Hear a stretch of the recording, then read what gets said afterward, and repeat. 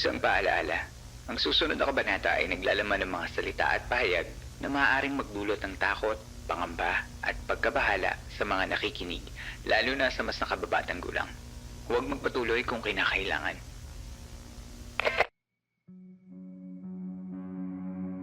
Tuloy po kayo sa ika-25 gabi ng San Telmo Society. Kumusta na po kayong lahat? Sana'y napapakinggan ninyo ang episode na ito sa maayos na kalagayan.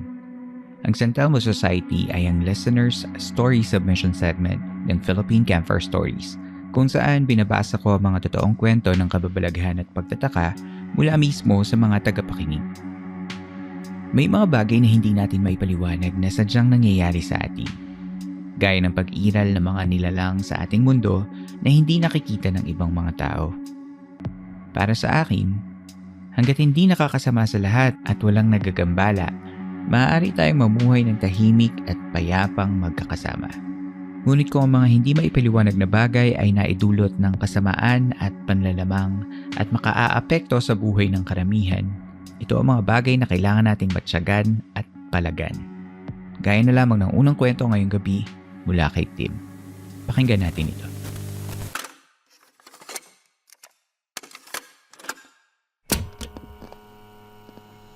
Hello Campmaster at sa lahat ng campers. It's me again, Tim, ang suki ng campsite. I have a creepy story to share. Please campers, huwag kayong maumay sa akin ha. Isipin nyo lang, series ko to. Anyway, here's the story. It happened way back in 2012 sa mismong bahay namin. Ever since bata pa ako, as I said sa mga naunang stories na binahagi ko, maraming nakakatakot na kwento si Lola sa akin. Pero one of her stories na tumatak sa akin is yung kwento niya about sa duwending itim na nakatira sa ilalim ng lababo namin. At first ayaw ko maniwala, pero kinonfirm din ng mga ate at kuya ko na it's real daw talaga. Kasi kahit sila, na-experience na yung galit ng duwende nung hindi nila sinasadyang masagi yung pintuan sa ilalim ng lababo. Yung albularyo din sa amin na kumari ni Lola, sinasabi rin niya na nakikita niya yung duwende pag pumupunta sa amin. Lagi niyang sinasabi na huwag namin galitin kasi iba daw magalit ang itim na duwende. Pero hindi niya naman kami kinagambala. Until one day, napapansin na lang namin na may mga gamit kaming nawawala. Hindi naman namin sinisisi agad yung duwende. Mamaya sabihin judger kami.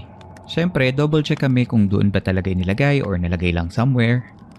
Tinatanong namin yung ibang mga tao sa bahay if nakita nila yung mga bagay na nawawala.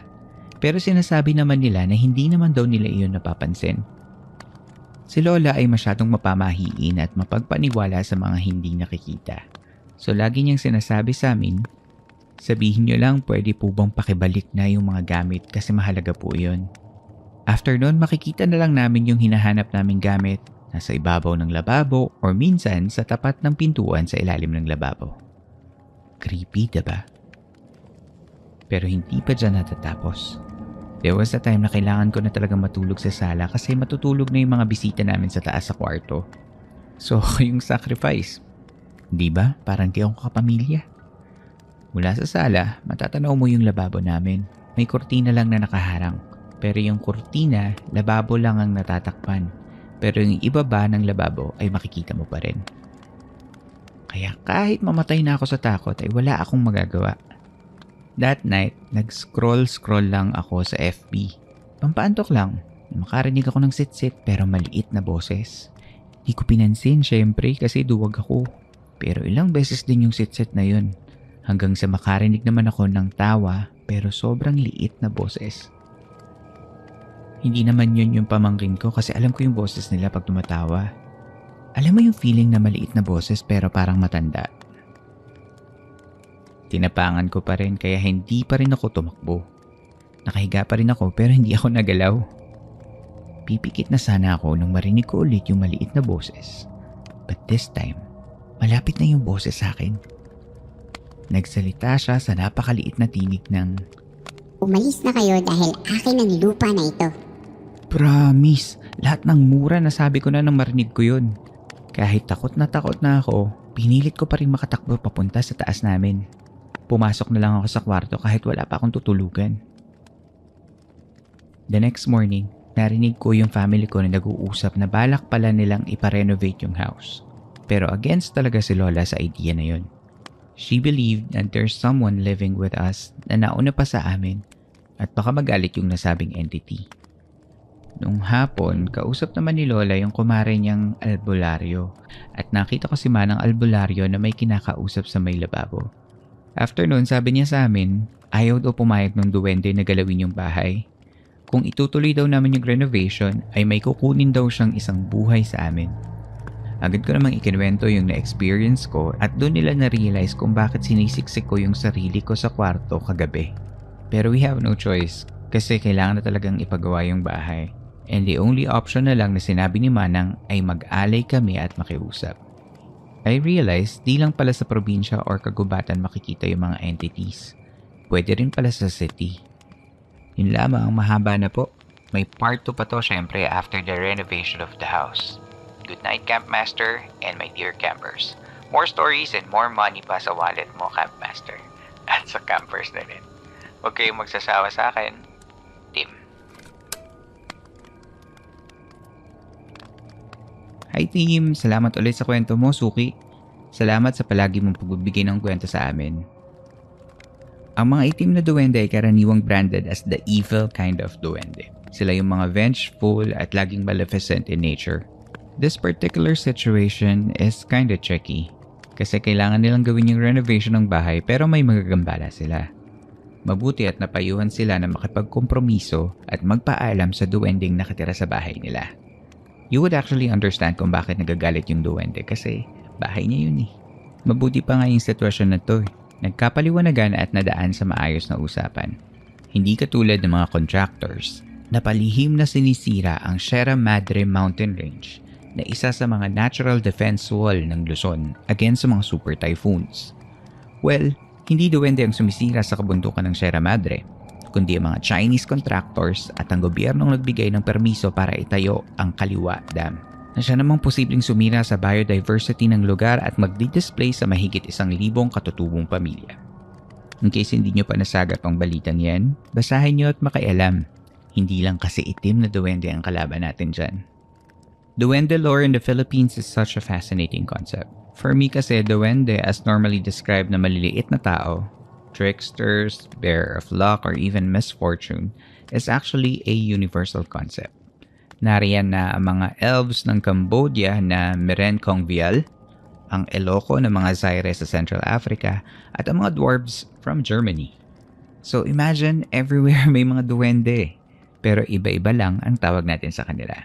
Ano kaya ang ginagawa nila na counterpart ng tabi-tabi po? Anyway, thank you sa suki ng campsite na si Tim, isa na namang great campfire story.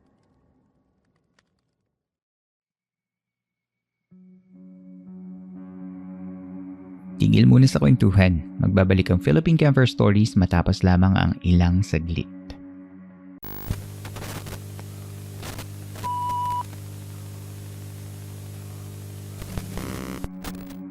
Sa pagpapatuloy ng Philippine Campfire Stories.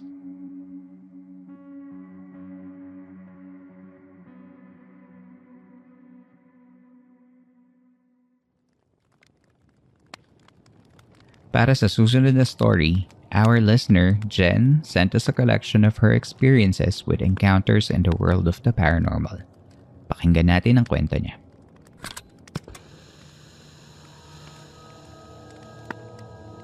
Hi, Campmaster. I've been a fan of the podcast simula nung nag-guest ka sa Paranormal Podcast. Yes, ako na ang addict sa everything paranormal. Kayong dalawa ng Paranormal Podcast ang favorite podcast ko na local. Keep up the good work sa podcast. Itaguyod ang ating kultura. By the way, kakamping din ako. Allow me to introduce myself. I am Jen, 40-something years old, HR manager, and for as long as I remember, fascinated na ako sa paranormal stuff. Bata pa lang ako. And yes, speaking of that, bata pa lang ako, may mga nare-recall na akong weird stuff na nangyayari sa akin noon. I don't get scared right away. Mahilig kami ng mga siblings ko to watch horror movies. And when we were watching Insidious Part 1, nagulat sila kasi I literally jumped out of my seat. Bakit? Kasi yung creature na sumasayaw-sayaw doon, was actually part of my childhood. Nakakita din ako nun, and I don't know kung anong Insidious movie ito. Yung may mga kamay na nakikita sa may window. I've also had that experience. Batang 90s ako, by the way. Alam mo na yan, masaya ang childhood natin. May di umanong haunted house sa tabi ng bahay namin noon. As in abandoned bungalow. Pero maganda siya. Sa sobrang ganda niya, may nakikita akong hands na gumagalaw-galaw sa CR window nila. The hands were so bright. Parang naka-spotlight.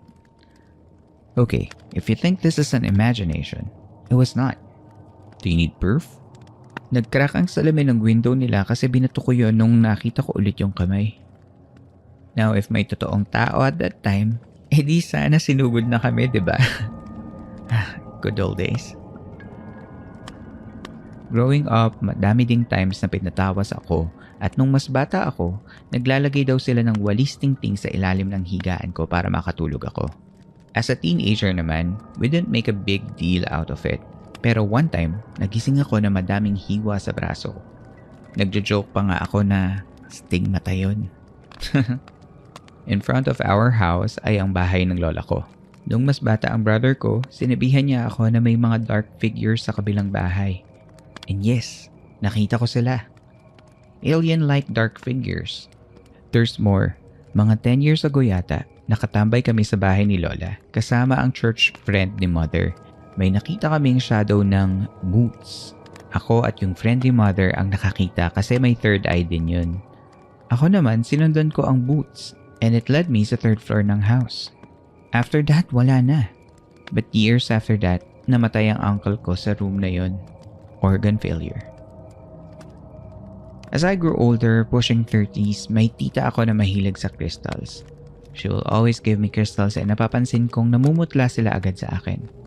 Yung rose quartz, nagiging white after a week. Sabi ni tita, mabilis daw ako mag-use ng energy ng mga crystals. There was one time nga din na feeling ko nag-astral ako. Nung namatay yung uncle ko as mentioned earlier, natutulog ako sa kondo. And then pagising ko, I saw myself sleeping. Special lang siguro talaga ako and nung much younger ako, nagkakatotoo ang lahat ng dreams ko. Deja vu pa more. Sabi ng professor ko noon, put it to good use. There we go, that's me.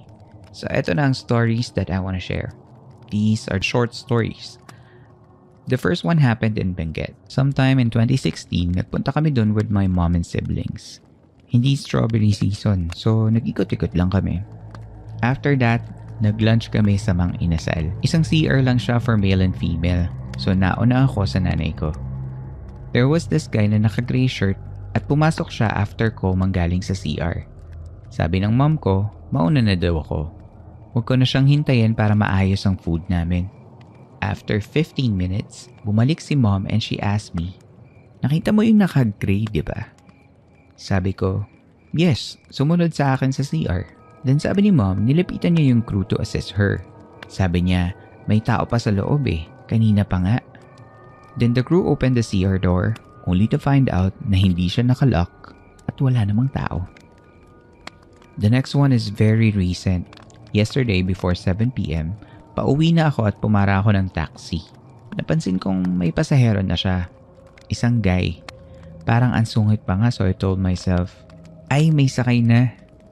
But then again, hindi gumagalaw yung taxi at nakatingin na sa akin si manong driver. So I opened the door and got inside tapos nag-ask si manong, ano daw ang nangyari? In-explain ko sa kanya na may pasahero kasi siya. Nag-sign of the cross at nagsabi na lang na sumama daw pala sa biyahe niya. Wala pala talaga siyang pasahero at ako lang ang nakakakita sa lalaki. Then nagkwento yung driver na 3 weeks ago daw kasi na-aksidente yung taxi at as in wasak ang harapan pero hindi siya sigurado kung lalaki ang pasahero at that time. Ipagtatanong daw niya.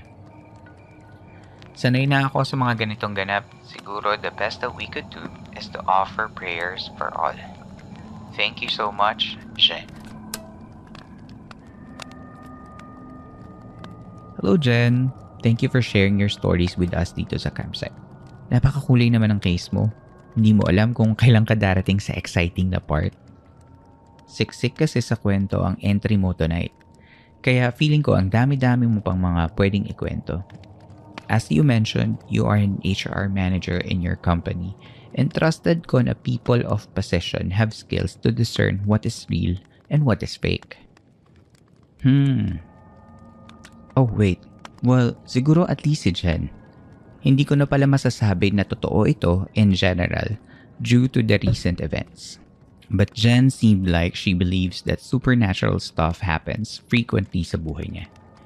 Since bits and pieces lang ang na-share niya, parang nabitin ako. What was behind those cuts in your arms nung nagising ka at that time? Kaninong kamay yung mga nakikita mo sa bintana sa tapat ninyo? Saan na-aksidente yung pasahero ng taxi na sinasakyan mo at nung pumasok ka ba sa taxi, nakita mo pa ba siya? I need an explanation. I need an acceptable reason. Bakit nanalo si... Sorry, na-carried away ako. Thank you so much, Jen. I feel like babalik ka pa for more in-depth stories.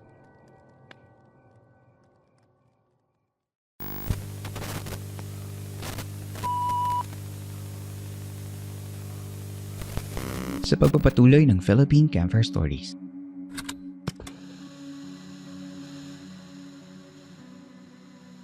My name is Viva.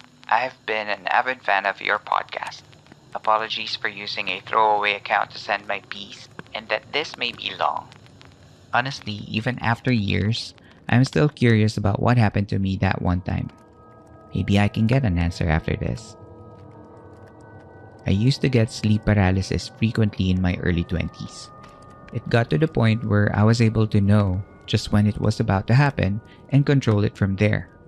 After all, I was a light sleeper. I was able to wake up instantaneously when I wanted to, and sometimes I would prolong it a little bit just to see what happens. The first time I experienced it, it was nighttime. I was very tired and I didn't realize I had already dozed off. That time, I slept without a pillow and my head was resting on the foot of the bed. Yung bed frame ko was the old bed frame styles na bakal with curvy line shapes, allowing my head to fit in the space and just at the edge. A little time had passed and suddenly, I was feeling something blowing and cold on top of my head. Shit, I'm getting goosebumps just remembering.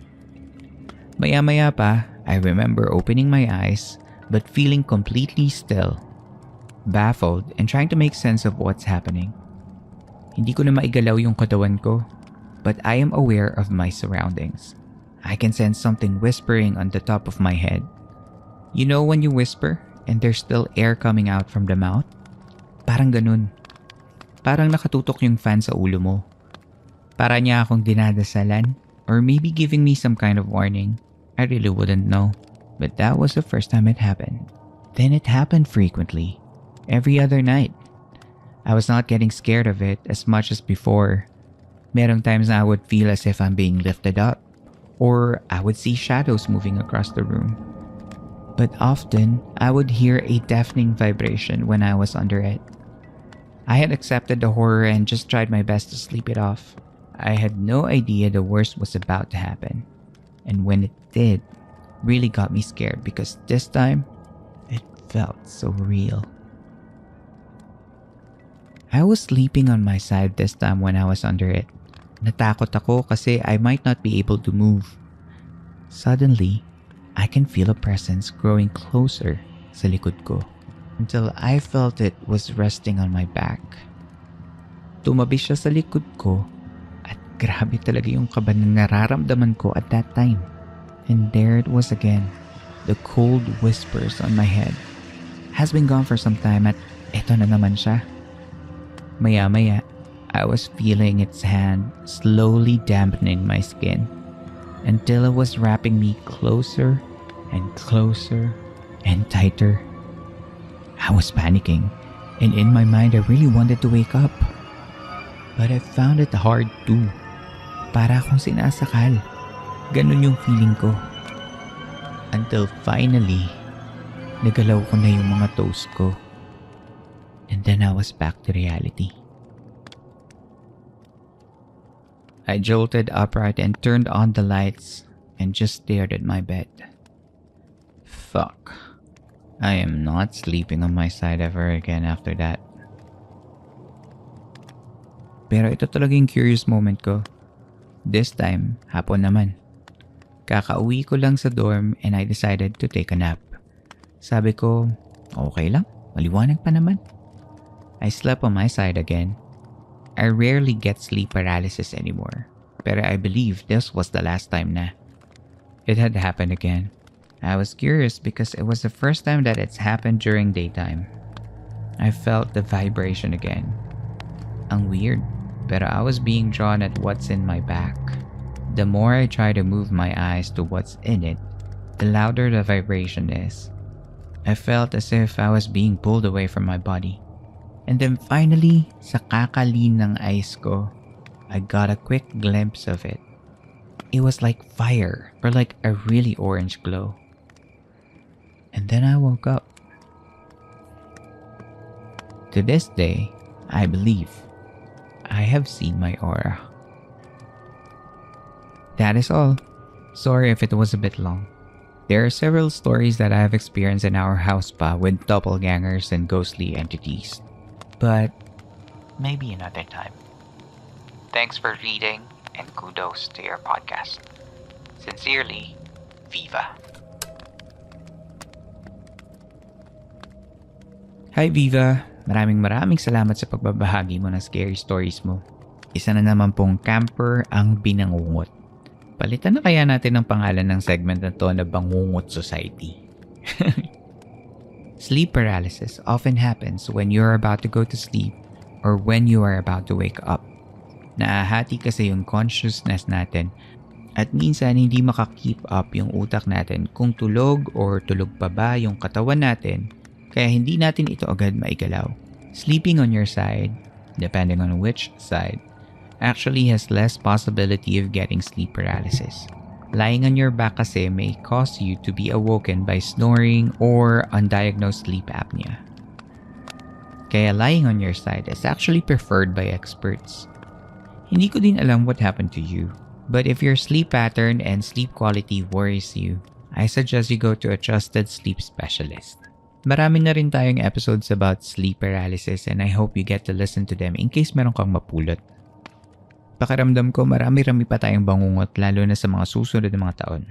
Kaya tibayan nyo ang inyong mga loob at huwag kalimutang magpahinga at alagaan ang mga sarili.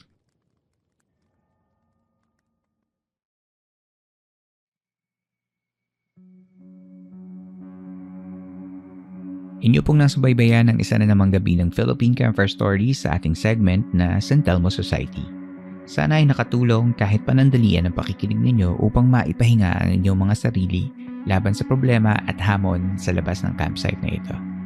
Tim, Jen at Viva para sa mga kwento natin ngayong gabi.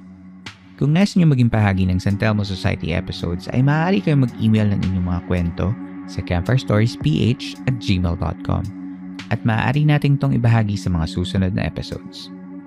Kung nagustuhan naman ninyo ang kwento natin sa camp, ay maaari nyo akong suportahan sa pamamagitan ng Patreon at ng Coffee. For $1 a month, you get to support this podcast. Muli, maraming salamat sa pakikinig. Hanggang dito na lamang po at hanggang sa susunod nating kwentuhan.